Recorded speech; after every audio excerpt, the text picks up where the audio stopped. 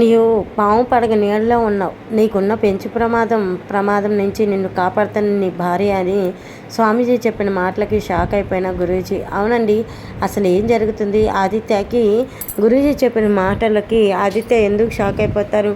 ఆ స్వామీజీ ఆదిత్యకి ఎందుకు అంత ప్రగాఢంగా నువ్వు పాము పడగ నీడలో ఉన్నావు అని చెప్పేసి అన్ని నిజాలు బయట పెడతాడు. ఇప్పుడు ఈ వీడియోలో చూద్దాం. వీడియో నచ్చితే తప్పకుండా లైక్ చేయండి, సబ్స్క్రైబ్ చేసుకోండి, అస్సలు మర్చిపోకండి. వీడియో స్కిప్ చేయకుండా చూడండి, చాలా చాలా బాగుంటుంది అనమాట. ఆనంది అయితే ఇంకా తన తప్పేం లేదని చెప్పేసి సునందతో ఆదిత్య అయితే ఆర్గ్యుమెంట్ చేస్తాడు. అయినా ఆనంది గురించి నీకేం తెలుసమ్మా? ఆనంది మంచితనం గురించి నీకేం తెలుసు? ఎప్పుడు నువ్వు అపార్థం చేసుకోవడం తప్పితే ఆనందిని ఎప్పుడు అర్థం చేసుకున్నావు చెప్పు అని చెప్పేసి ఆదిత్య అంటూ ఉంటాడు. ఆ మాటకి ఆదిత్య అని చెప్పేసి ఇంకా సునంద అయితే అలిగి వెళుతుంది. ఆనంది, నాకు ఒక కాఫీ తీసుకొస్తావా అని చెప్పేసి ఆదిత్య ఆనందిని కాఫీ అడుగుతాడు. అలాగే ఆదిత్య గారని ఆనంది అయితే కాఫీ తీసుకురావడానికి వెళ్తుంది. ఇంకా కాఫీ తీసుకొచ్చిన తర్వాత ఆదిత్య గారు, మీరు ఆమె అత్తయ్యని అలా అంటే నాకు నచ్చలేదు ఆదిత్య గారు అని చెప్పేసి ఆనంది అంటూ ఉంటుంది. నేను మా అమ్మని ఏమన్నాను ఆనంది? ఉన్న మాట చెప్పాను, ఉన్న నిజం చెప్పాను, అంతే కదా అని ఆదిత్య అంటూ ఉంటాడు. అదే నాకు నచ్చని విషయం ఆదిత్య గారు అని చెప్పేసి ఇంకా ఆనంది చెప్పిన విషయానికి ఆదిత్య అయితే షాక్ అయిపోతాడు. ఏంటి ఆనంది నువ్వు మాట్లాడేది? అయినా నీకు నచ్చని విషయం ఏముంది చెప్పు అని చెప్పేసి ఆదిత్య అంటూ ఉంటాడు. నువ్వు మీ అమ్మగారిని అలా నిందించడం నాకు నచ్చలేదు ఆదిత్య గారు అని చెప్పి ఆనంది అంటూ ఉంటుంది.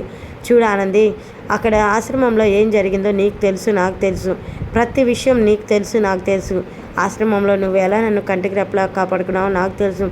కానీ ఇదంతా అమ్మకి తెలియదు కదా. అమ్మకి తెలియక నిన్ను అపార్థం చేసుకుంటుంది. అయినా కానీ ఇలా నీ మనసులోనే పెట్టుకొని నువ్వు బాధపడితే ఎలాగ ఆనంది అని చెప్పేసి ఆదిత్య అంటూ ఉంటాడు. ఆదిత్య గారు, రేపు మనం బయటికి వెళ్దామా అని ఆనంది అంటూ ఉంటుంది.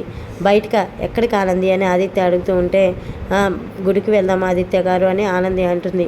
సరే అని చెప్పేసి ఇంకా ఆదిత్య ఆనంది ఇద్దరైతే నెక్స్ట్ డే మార్నింగ్ అయితే గుడికి బయలుదేరుతారు. గుడికి బయలుదేరిన తర్వాత ఆనంది అయితే, చూసారా ఆదిత్య గారు, గుడిలో ఎంత నిర్మానుష్యంగా ఉందో, ఇక్కడికి వస్తే మనసు ప్రశాంతంగా ఉంటుందని మిమ్మల్ని తీసుకొచ్చాను అని చెప్పి ఆనంది చెప్తూ ఉంటుంది. సరే ఆనంది అని చెప్పి ఆదిత్య అంటూ ఉంటాడు. నేను ప్రదర్శన చేసి వస్తాను ఆదిత్య గారు, మీరు ఇక్కడే ఉండండి అనగానే సరే అని చెప్పి ఆదిత్య అంటూ ఉంటాడు. ఇంకా ఆదిత్యకి ఏం అర్థం కాక అటు ఇటు తిరుగుతూ ఉండగా ఆదిత్య అని చెప్పేసి ఎవరో పిలుస్తున్నట్టు ఆదిత్యకి వినిపిస్తుంది. ఎవరు నన్ను పిలుస్తుందని ఆదిత్య ముందుకి వెనక్కి తిరిగి చూస్తగా అక్కడ అయితే ఒక గురూజీ ఉంటాడు. ఒక స్వామీజీని చూసి, మీరు పిలుస్తుంది నన్న అని చెప్పి ఆదిత్య అడుగుతూ ఉంటాడు. అవును నాయన, నేను పిలుస్తుంది నిన్నే, ఇటు రా నాయన అని చెప్పి ఆ స్వామీజీ అయితే ఆదిత్యని పిలుస్తూ ఉంటాడు. ఏంటి స్వామీజీ అని చెప్పి ఆదిత్య ఇంకా స్వామీజీ దగ్గరికి వెళ్ళగానే, చూడు నాయన, నువ్వు నీ నీడ ఎక్కడుందో తెలుసా? పాము పడగలో నువ్వు నీడ దాచుకుంటున్నావు, ఆ విషయం నీకు తెలియట్లేదు నాయన అనగానే, ఏంటి గురువుగారు మీరు చెప్పేది నాకేం అర్థం కావట్లేదంటే, నిన్ను కంటికి రెప్పలాగా కృష్ణుడు అవతారంలాగా కాపాడుతుంది ఎవరో తెలుసా? ఆ పాము పడగ మీద తాండం వేస్తుంది ఎవరో తెలుసా? నీ భార్య ఆనంది. నీ భార్య ఆనంది మామూలు అమ్మాయి కాదయ్యా, సాక్షాత్తు ఆ శివుని అనుగ్రహంతో జన్మించిన బిడ్డ. ఆ బిడ్డని నువ్వు బాధ పెట్టావా? నీ జీవితంలో ఎప్పుడు నువ్వు క్షమించుకోలేని తప్పు ఏదన్నా ఉంటే అదే అని చెప్పేసి స్వామీజీ చెప్తూ ఉంటాడు. ఏంటి స్వామీజీ గారు మీరు చెప్పేది అని ఆదిత్య అడుగుతూ ఉంటే, అవునైనా నేను చెప్పేది తథ్యం అని చెప్పి అక్కడి నుంచి వెళ్ళిపోతాడు.